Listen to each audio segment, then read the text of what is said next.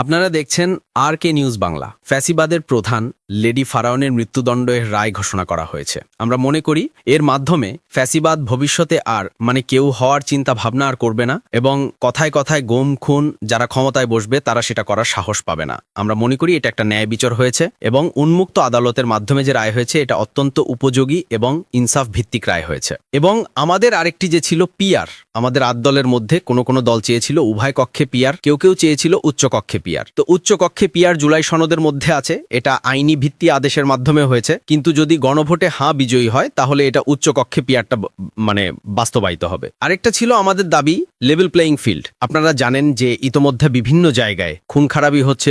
কয়েকদিন আগে পল্লবীতে বিএনপির একজন নেতা খুন হয়েছেন। এই যে বিভিন্ন জায়গায় খুন হচ্ছে, আমরা এই সমস্ত খুনের নিন্দা জানাই। আমরা মনে করি নির্বাচন সুষ্ঠু এবং সুন্দর যদি করতে হয়, অংশগ্রহণমূলক যদি করতে হয়, তাহলে লেভেল প্লেয়িং ফিল্ড তৈরি করতে হবে। এর জন্য প্রয়োজন হলো চিহ্নিত সমস্ত সন্ত্রাসীদেরকে গ্রেফতার করতে হবে, অবৈধ অস্ত্র উদ্ধার করতে হবে, এবং বিভিন্ন জায়গায় সরকার যাদেরকে পোস্টিং দিচ্ছে সেখানে নিরপেক্ষ ব্যক্তিবর্গদেরকে ভিসি, এসপি, ইউএনও এবং ওসি নিয়োগ দেওয়ার ব্যবস্থা গ্রহণ করে লেভেল প্লেয়িং ফিল্ড ঘোষণা করতে হবে এবং সেটা বাস্তবায়ন করতে হবে। পঞ্চম দাবি ছিল আমাদের জাতীয় পার্টি সহ ফ্যাসিবাদের দোসরদেরকে নিষিদ্ধ করা। সেটা এখনো হয় নাই এবং এটার কোনো উদ্যোগও আমরা দেখতে পাচ্ছি না। তো আপনারা জানেন যে গত 16 তারিখ আমাদের ৮ দলের শীর্ষ নেতৃবৃন্দ বসে সিদ্ধান্ত গ্রহণ করেছেন যে লেভেল প্লেয়িং ফিল্ড সহ অন্য দাবিগুলো, যে আমরা মনে করি সরকার যেহেতু গণভোট এবং জাতীয় নির্বাচন একই দিনে ঘোষণা করেছে, আমরা মনে করি ফেব্রুয়ারিতে জাতীয় নির্বাচন এবং গণভোট হোক। আমরাও চাই নির্ধারিত সময়ে নির্বাচন অনুষ্ঠিত হোক, তবে গণভোটে হাঁ যেন বিজয়ী হয়। এই জন্য আমরা আমাদের ৮ দল প্রচার প্রোপাগান্ডা এবং বিভিন্ন মিটিং মিছিলের মাধ্যমে